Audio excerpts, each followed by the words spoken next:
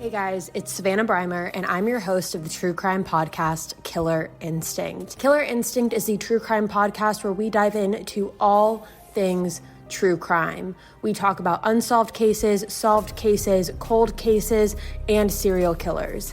Every week on Wednesday, we go through and dive into a brand new case, talk about an endless amount of theories, and dive into all the possible details. I give you my theories, and we even walk through some of your own. So pause the show that you're listening to right now and go over and subscribe to my podcast, Killer Instinct. And I look forward to seeing you soon.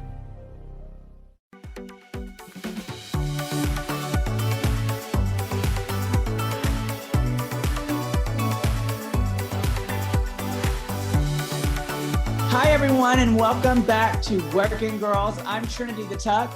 And I am Ginger the Minge. And we're super excited to be back. We took a couple of weeks vacation. You know, we are working girls, so we have a lot going on. So I'm super excited. We're going to catch up today. It's just going to be me and you today, Ginger. I know. Well, and you said, you take a couple weeks for vacation. Girl, I wish that I had a vacation. Like, I'm very happy to be back to work, but it wasn't like, dip your toes in the water, get used to it. It was push us right off into the deep end. Oh, girl, you have been, especially you, because you are like right now on TV again. So, yes. Yeah, and it's almost at the end. We haven't really talked about All Stars because all of our recordings have been pretty much before the season aired. So today we get to catch up on that. Yeah, I mean, it's been weird. It's been interesting being back on TV after so long. And first of all, you are not in Orlando. That's why we are in two different rooms, because you are doing another project. What are you doing? And where are you? Right now I'm in Provincetown, and I got here about a week ago, and I'm going to be here through September 11th, my birthday. I'm doing 4 shows a week here at the Art House. It's great. It's wonderful. I've always wanted to play P-Town. I sound like an old cabaret singer. I've always wanted to play P-Town. And I finally got the chance, and it's been going well. I've been selling out every show, standing ovation. What is your show about here? About an hour long. Uh-huh. And that's about it. Like, it's my big gay cabaret. So the audience kind of facilitates what happens. They get to pick what songs I do. I have an opening and a closing. We play some games, and then I tell stories and sing songs. So every show is different. It's really fun. I'm having a good time. If I could sing, I'd probably do that too. Hey, you have sung plenty. Just because you can't carry a tune has never stopped you before. You were right, but I don't know that I would sell tickets to that. But maybe they would. Maybe they'd want to hear horrible songs. Yeah, yeah, I could sing your songs for you. It's all art. You spelled very interestingly. Well, let's talk about All Stars 6. I'm super excited. I've been watching and loving everything. You're like such a superstar on this season. Thank you. It's weird because it's been so long since I've been on TV in the realm of Drag Race. You know, I've been doing other projects, which it's just a different beast, you know? And both of my original seasons were on Logo still. So the fan base has definitely, I won't say it's changed, but it's expanded. And it's a lot. It's a lot. But it is the first time that I have like had such an overwhelming amount of love and support from the fan base, which it's different for me. You know, season 7, I kind of became a bitchy little villain at the end of it. And All Stars 2, I just wasn't around long enough to really make an impression either way. So it's been good. It's been really good. So right now in the competition, they just eliminated Eureka. For spoiler alert. If you don't want to know what's going on, then turn this off now. So they've just eliminated Eureka, and so the top 4 right now is you, Raja, Sonique Love, and Trinity. Yes. Right. Yeah. I was like, girl, you can't forget Trinity. You got the same name. No. I was just trying to remember everybody's name. But yeah, so that's a very good cast. You're all Southern queens. Mm-hmm. So that's really good. What has been your favorite part of the season so far? I've really enjoyed doing the challenges that are like super different because I think for this All Stars, they kind of went, let's shake it up. Let's do a whole bunch of different things we've never done before. Because like after a while, it starts to fit a certain mold. So it's like, well, we know that there's going to be a girl group challenge, and we know there's going to be an improv challenge. This year, I feel like they've really gone outside of the box and said, okay, well, we're going to do this drag tots thing where you have to create a cartoon character and then become the mascot for that. I grew up in Orlando. I love Disney and Universal and all that shit. I was like, I can be a mascot, girl. That's fine. And there's a couple, like, there's some more things coming up on the season that are also very different than I think people expect. So I like it. It's been keeping people guessing. And the cast has been so strong that, it's really kind of like some days it feels like, well, if you had worn a gold earring, you probably would have won this challenge. But since you wore silver, you're going home. Like it's really close. What's really interesting to me is the 3 out of the top 4 didn't make it to their original, to the end of their seasons before. Mm-hmm. You're the only one that made it this far before. So I think that's amazing that you see growth in how much people have grown since their season. I mean, Kylie Sonique has completely changed. Mm-hmm. Trinity seems to have really found her groove, found her voice. Raja is gotten such a way better edit, because I'm sure she's not much different than her original season. She just got a different edit. I mean, that's my opinion. Well, I think I agree to that on some extent, but I also really feel like Raja has just kind of relaxed into herself a little bit more. Yeah. When you go on TV, especially the first time, you're so worried about how people are going to perceive you, how the judges are going to perceive you, how well you're going to do, how poorly you might do, that you just get caught up in your head. Yeah. And for me, season 7, I just kind of went in there and didn't expect anything. And I think that's why I made it to the end, because I just kind of took one day at a time. But All Stars 2, that's when I went in and I was so in my head about, okay, I've got to do this so that people won't hate me for that. But if I do that, then I have to do this because the judges will need to see this as well. And I couldn't get out of my own way. Yeah. Well, you're definitely not that now. You've really become almost like the mama of the group. You feel real confident, but not cocky. You've really stepped up your runway game. You look gorgeous. I mean, you've excelled in all the challenges that we expect you to excel in, but I feel like those are the things that I feel like you have improved for yourself, which is amazing. Well, I might be biased because we're both from the same city and we're friends, and we have a podcast together, but I kind of see you as the front runner. Well, I'd like to see myself as the front runner as well. And it's so funny because you go online and all these kids have come. I call them kids. I call everybody kids. I call my mom a kid sometimes. All these people have come up with their own different scoring systems. And I'm talking hundreds of them across the world, and they all think that theirs is right. And so I'll get tagged, and me and the other girls will get tagged on Instagram in this thing that it's 500 different versions of who's in first place statistically and who's in last place. And it changes every time. And I'm like, it really doesn't work that way. As much as we would like to say, okay, this is the track record, there is not an actual scoring system.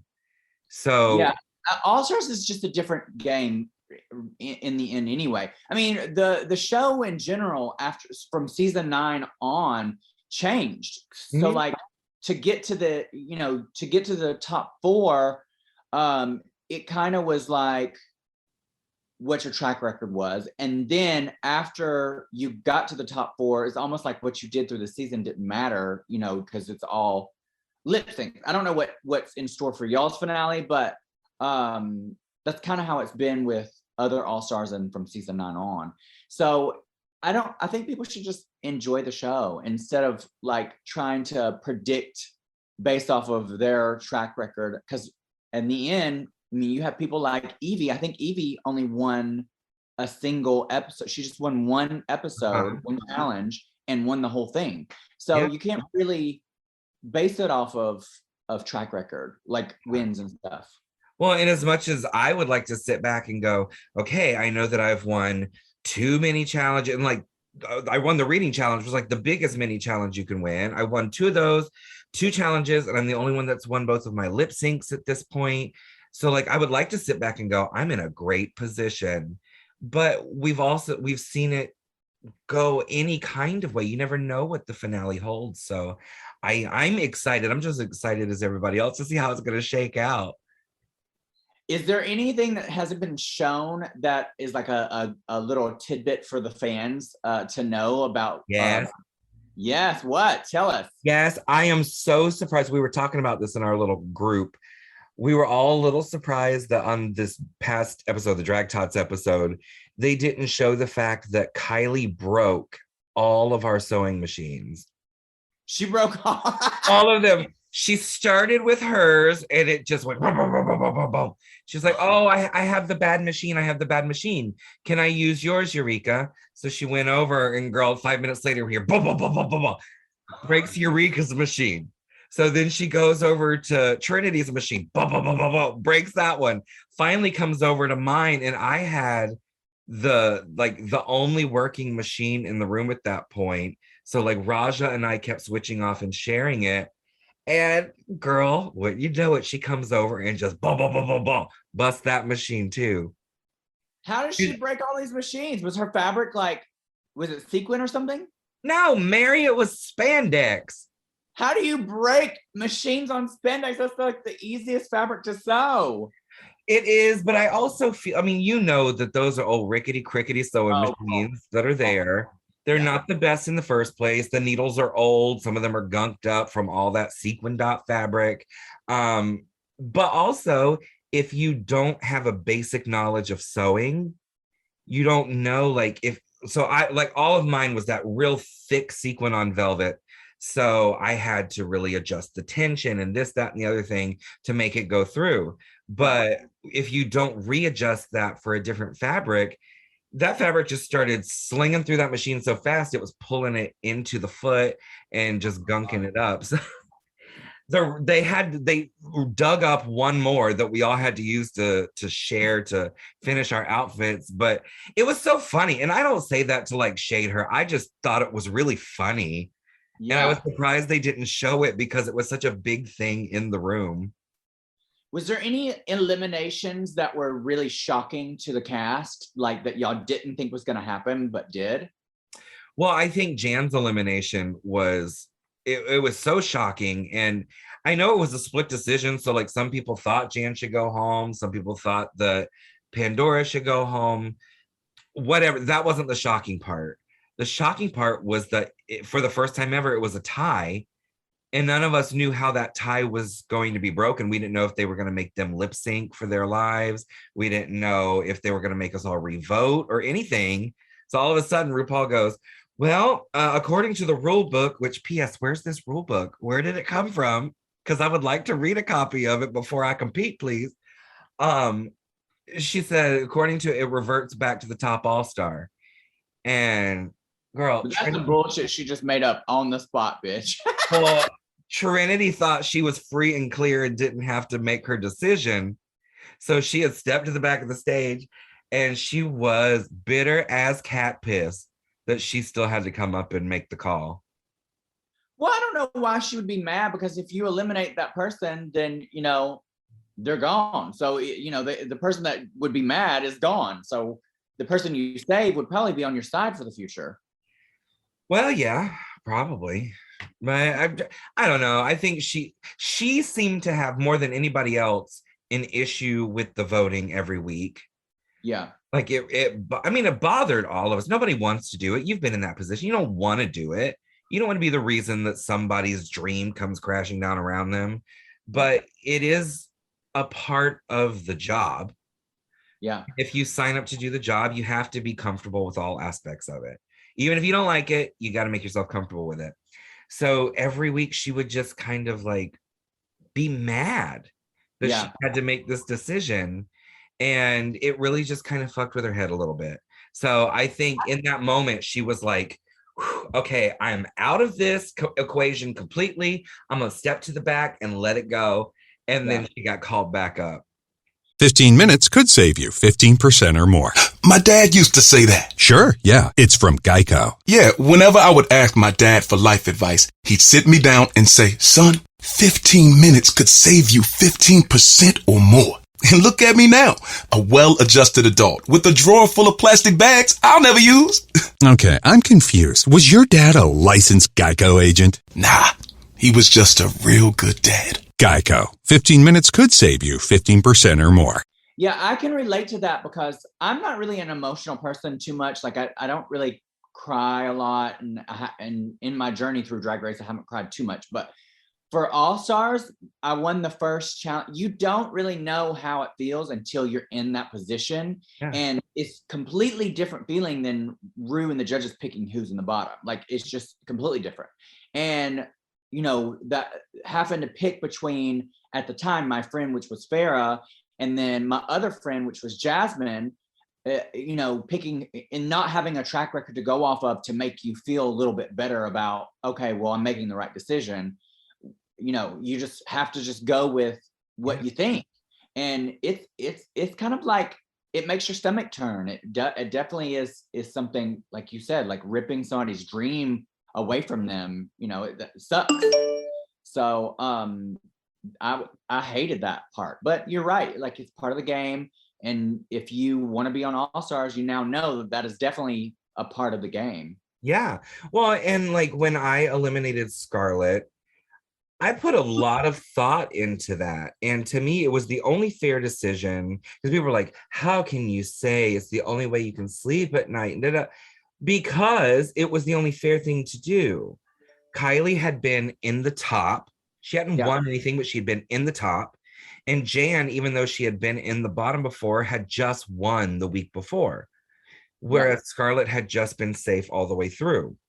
And to me, like, if we were talking about track record and going off of judges' critiques and this, that, and the other thing, it felt like the only fair thing to do was to say, all right, you have the weakest track record out of this.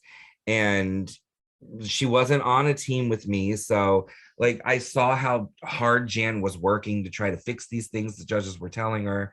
It was the only thing that made sense to me to do. And I thought that, like, in my heart of hearts, I was doing the right thing. And then, girl, those people are still wearing me out on the internet. Girl, it's a TV show. People need to get over it. It's just a TV show. You can't blame these people. Would be so bored if everything was just so kumbaya. Speaking of not kumbaya, was there any like drama that like wasn't really aired or that happened off camera? No, there really wasn't. And it feels like this season, you know, a lot of people I've seen online, well, most people are like, oh, look, it's RuPaul's best friends race. This is actually really nice. But there's some people that are like, look how fake all these bitches are.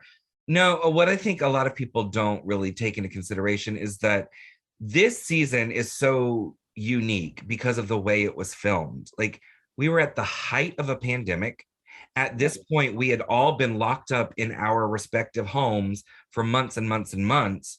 So we didn't have the resources. We didn't have time. We didn't have communication with other people. So when we got in that room, it was the first time we were allowed to perform. It was the first time we were allowed to hug somebody, to be around somebody. So the general vibe was very positive.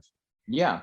And it just, I think if it had happened with this cast outside of that kind of bubble, there would have been potential for a lot more drama. But we were just so excited to be doing something, creating art and being together. Yeah. Well, how do you feel like you said that you've gotten a lot more love from the fans than before, but how do you feel like your perception has been with the fans, like majority of the fans? I know you said you had a lot of love, but like, I know how girl being on the show, especially coming back for All Stars, how some of the fans can be with it being a TV show. Like, is there anything that you regret saying or doing because of the way that it's came across? Or No, the one moment that, other than choosing to eliminate Scarlett, the one moment that people have clung to was when, after I eliminated Scarlett, I had a conversation with Kylie where I told her, you know, I was close to picking your lipstick.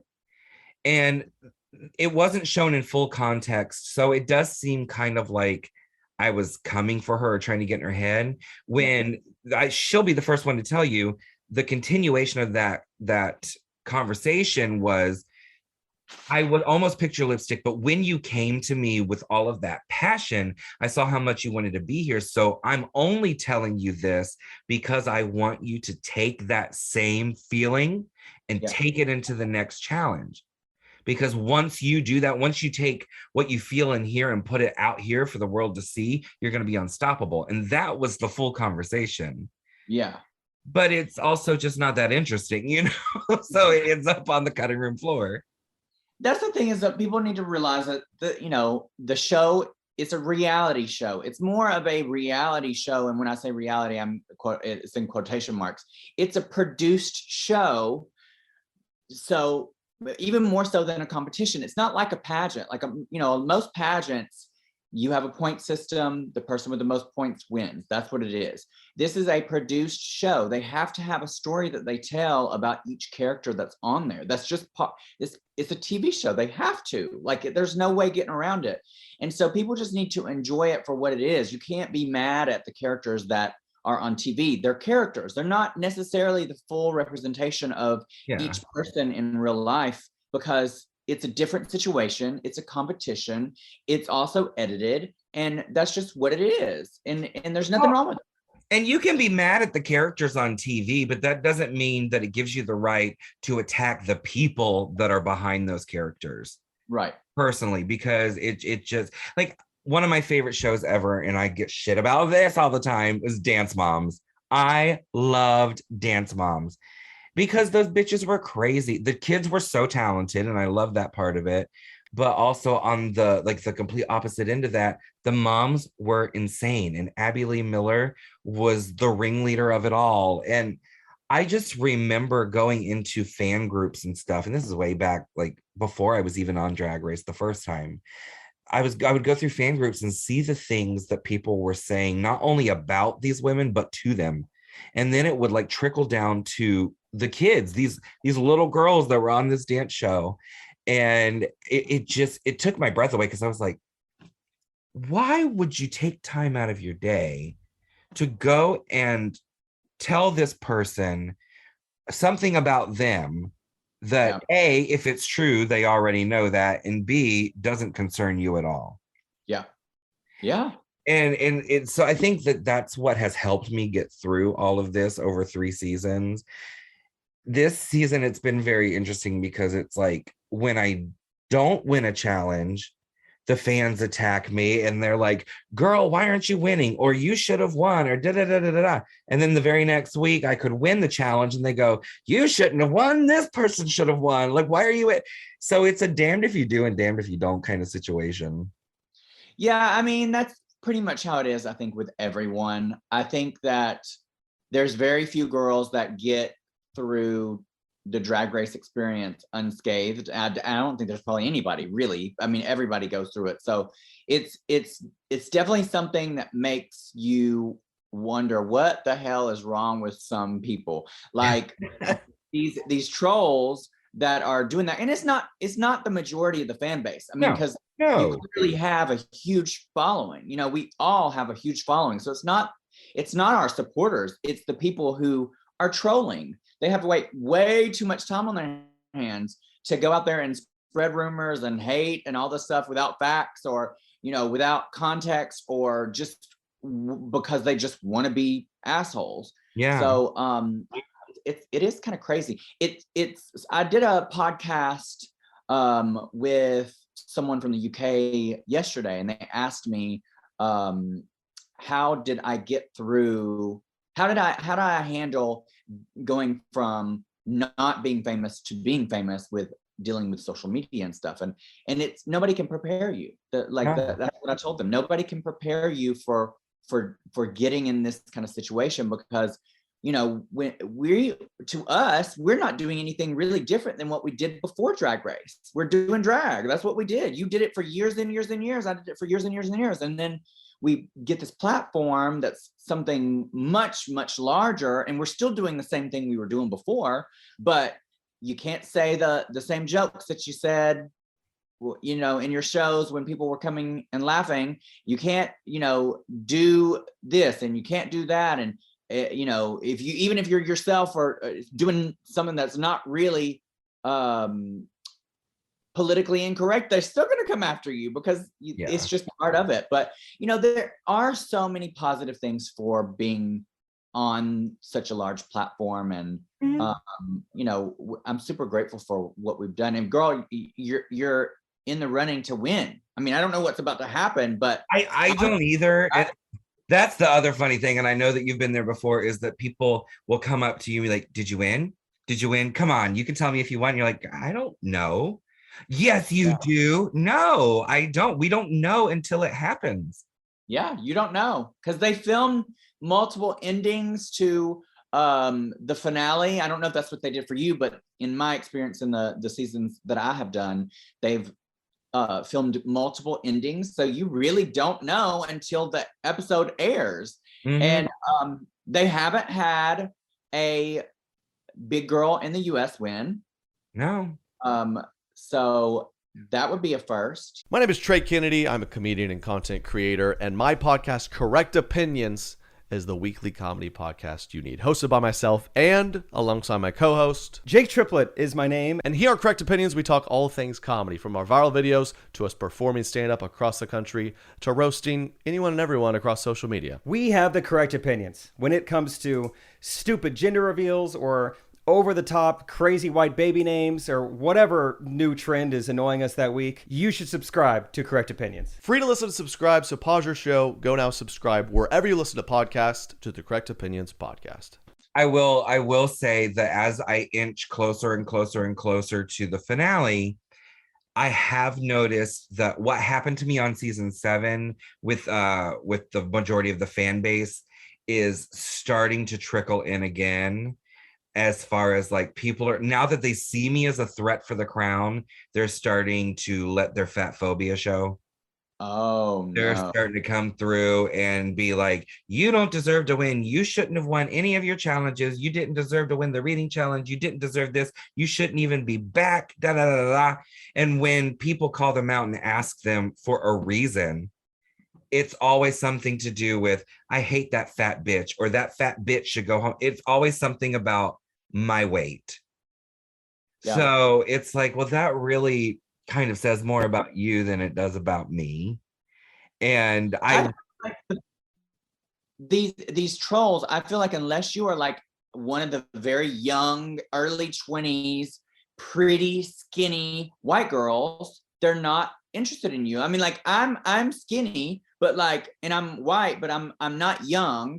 And, so I fall into a different category, kind of like your fat thing. They just don't like me because I'm not that young, what they would say, quote unquote, fashion queen. And so it's bizarre how some of these fans, all they want is the same type of cookie cutter queen to win. Yeah, which really is a shame, because the more diversity that we can get inside of the winner circle, the more representation that we can show to the rest of the world, I think the more it's going to help everybody. It's not just about helping me and helping fat people and to succeed and all this kind of stuff.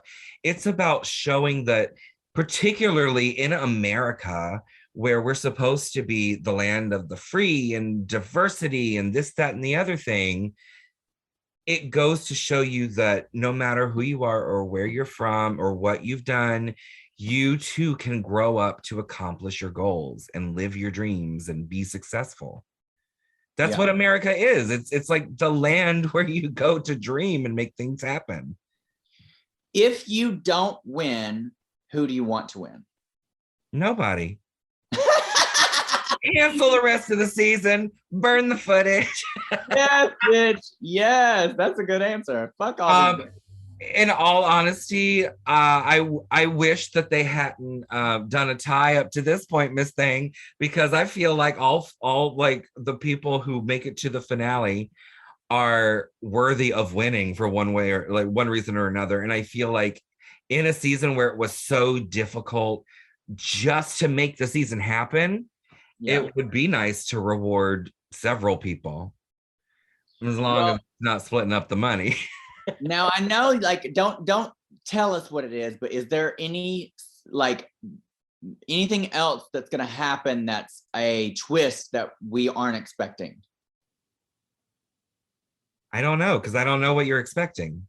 Okay, well, something that's not like the general seasons in the past. Like, is there any twists that happen? You don't have to tell us what it is, but I don't think that there's anything really like earth-shatteringly different. I think the nuances are different, but like the general flow is kind of the same.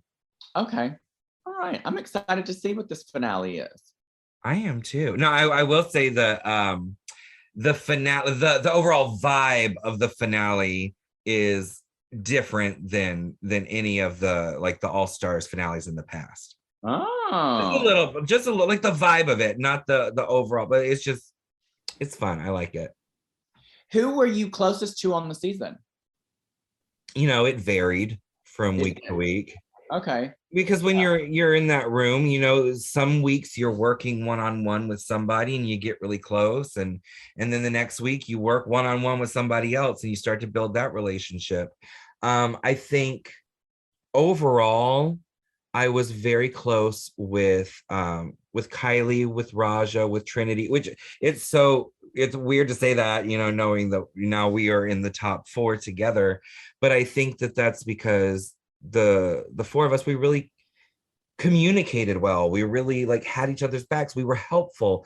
You know, I'm not a seamstress by any means, but Trinity was always there to help me figure out like how to put on a sleeve or how to do this or do that. And then her and Kylie would come over and they didn't show this. Like I coached Kylie for the acting challenge, even though she got the role that I wanted.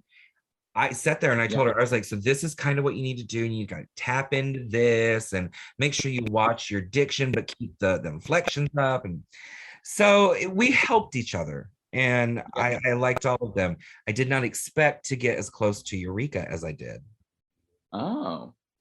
Because, you know, I will say, I like, because I competed with her on season 9, and you know, we didn't have the greatest relationship for a while after that, and since then we have cleared things up for sure. But I do find her way more likable this season than season 9 and season 10.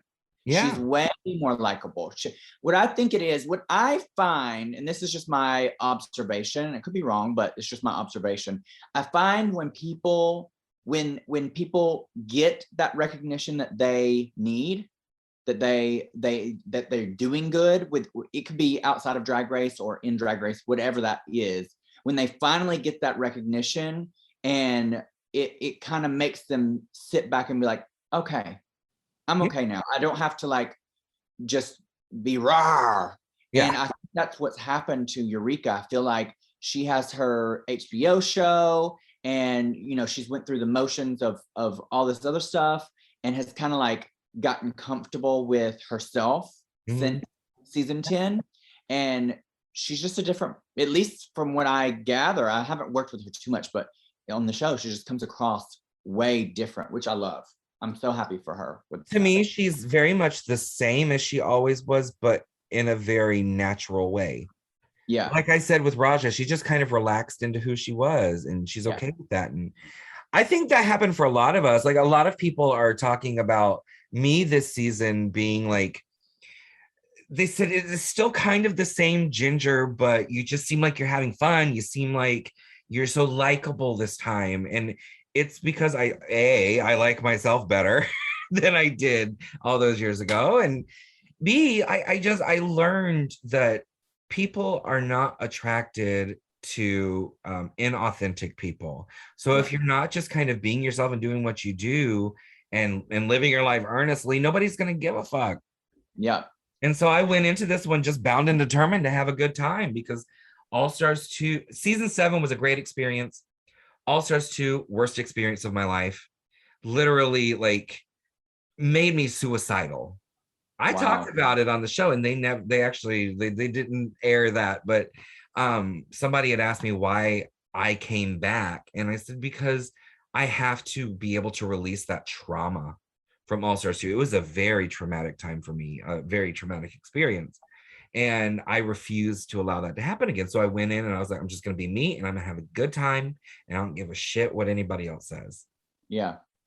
Well, I feel like you've done great. You've put your best foot forward. You do come across way more likable. I know that like a lot of the fans, like you had said before, they were giving you shit about your entrance look, but you have definitely shown them on the runway, because like your patterned look with the butterfly catcher thing was super, super cute. I loved your gothy looking baby doll dress. I mean, you just had some great looks, some of the best looks of the season.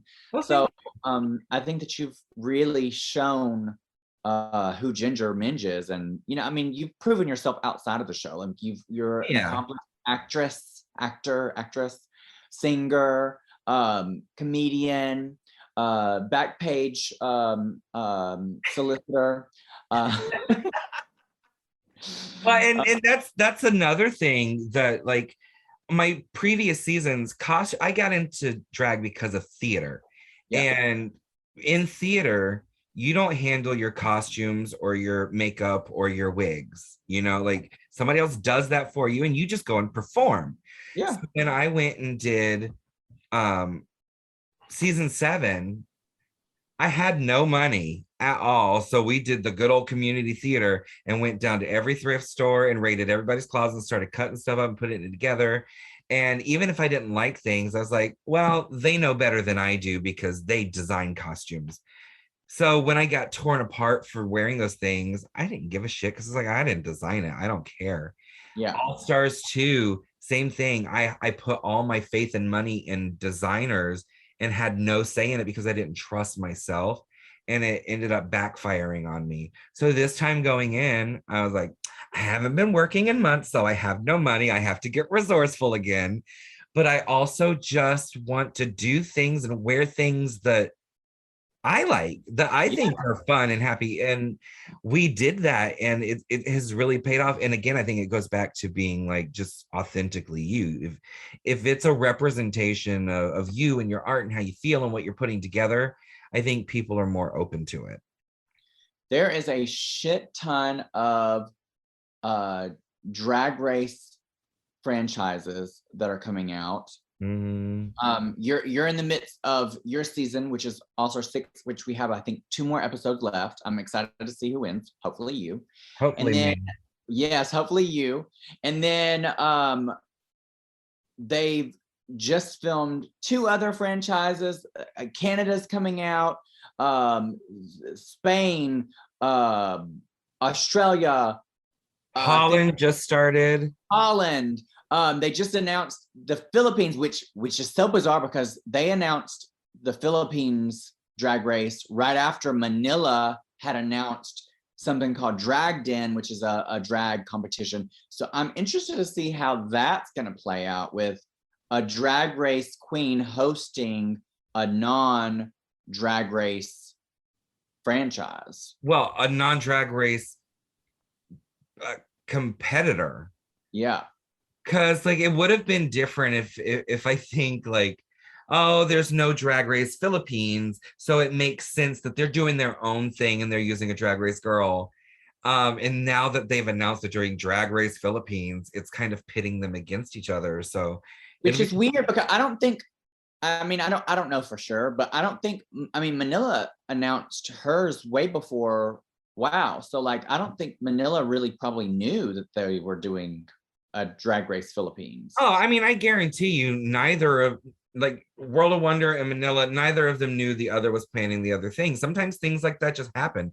It's like the pop art runway or the Madonna runway where everybody comes out in a kimono or everybody comes out with their face on their dress. Like you just have these ideas and sometimes they coincide.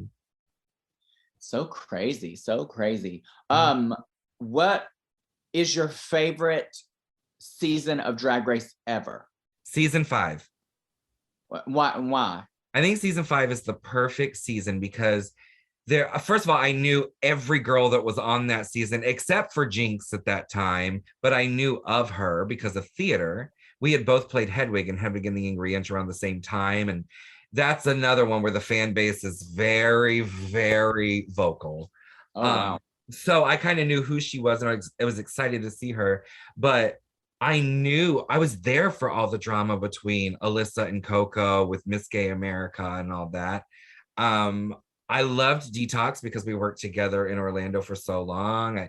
Of course, I knew Roxy for so long, working together. We did Continental Plus together for years. I was there when she got crowned. So I knew everybody going into it. And then I felt like the drama was iconic. Oh, girl. The drag was iconic, especially at that time. I felt like it was really pushing the level of the runways and everything up. And I felt like it was crowning Jinx was such a departure from everything that had come before her.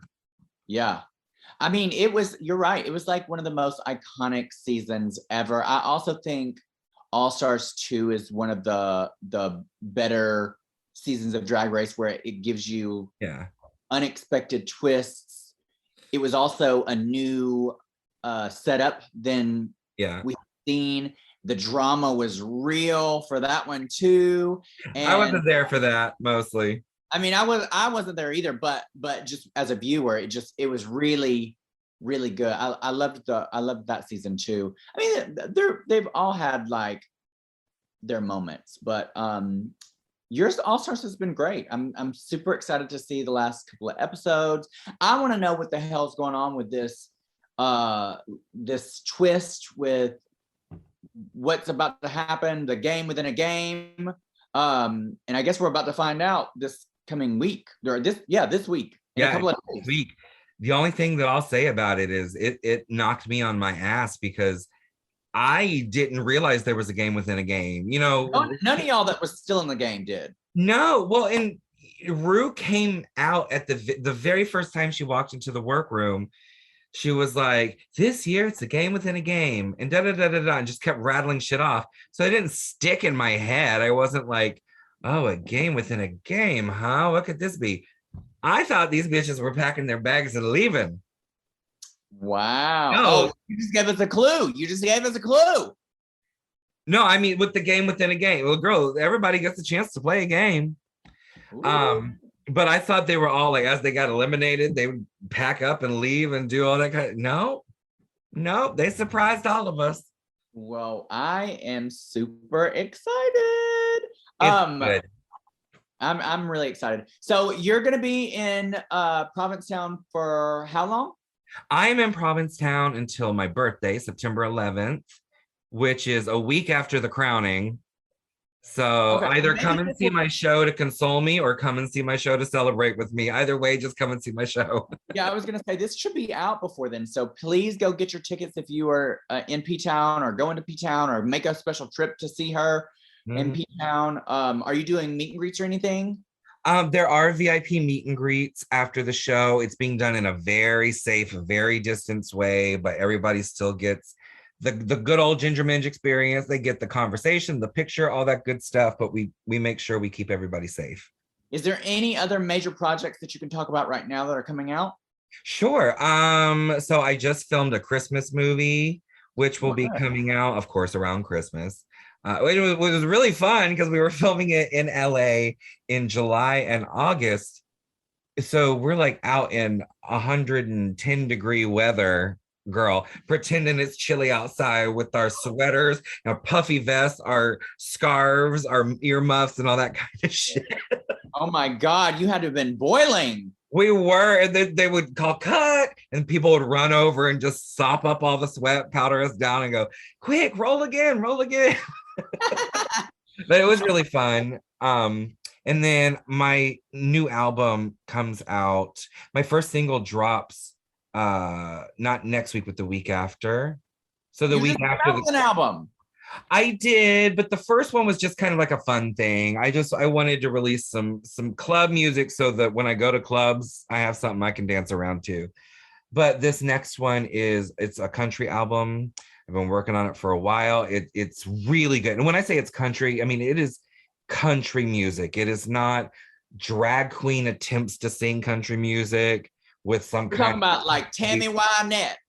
I'm talking about Reba McEntire, Winona Judd, like all of those, Martina McBride, little Garth Brooks, you know, we're going to throw it all in there. All the country music that I grew up with, it's that vibe, but it's called Double Wide Diva, and it tells my life story through songs. And there's one ballad and the rest of them are all just really fun. Like it's good music. It's real I good. can't wait to hear. Oh, there's one thing that I wanted to talk to you about.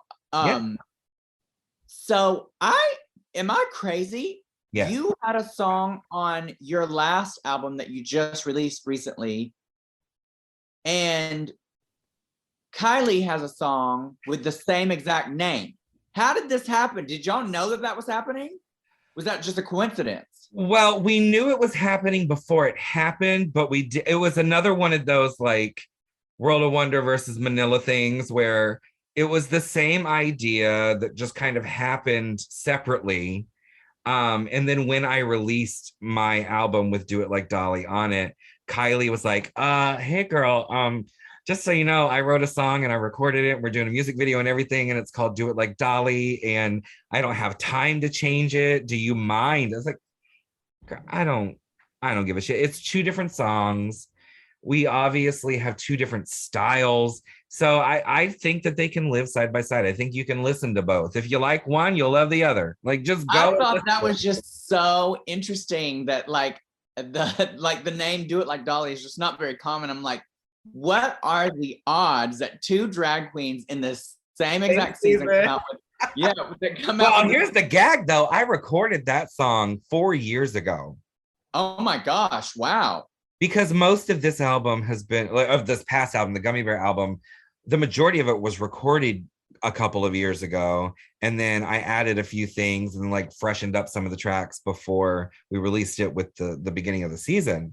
So I didn't even think to like when Kylie was doing Dolly Parton for Snatch Game, I didn't think to sit there and be like, oh, I wrote a song about Dolly Parton. It's called Do It Like Dolly. But she came out with it, and it's great. I think that I've listened to your album. I listened to some of her music. I think that both are great. You're right; they're completely different. So it's not like So I think that people should definitely support you both. I'm excited to see what's going to happen, but I'm excited to be back with our podcast again. Me too. I'm sorry I've been a busy girl. Same here, bitch. I've been a little MIA, but I'm back. So back again. Yeah, I'm excited to do some more of these. So thank you all for listening for today, and continue to support us. Trinity the Tuck on all my social medias. Ginger Minge, just find me. Go to gingerminge.com. You can find all of my socials right there. Yes. Did you prepare a game today? I did not prepare a game for us. Yeah. Oh, boo. Okay. Well, y'all gonna have to stay tuned for the next podcast for us to come up with another one. That game's so fun. It is fun. And people have really been loving it too, because I've been getting emails from people going, girl, you should check this one out, or you should try this one. I've Googled half of those porn titles and I would not suggest it. It's frightening. Well, hopefully we'll get to play that game again soon. Anyway, it's been fun catching up with you. And until next time, guys, thanks for listening. Yeah, remember #Team Ginger. Yes, Team Ginger. All right. Woo! All right, honey, I'll talk to you later. All right, bye.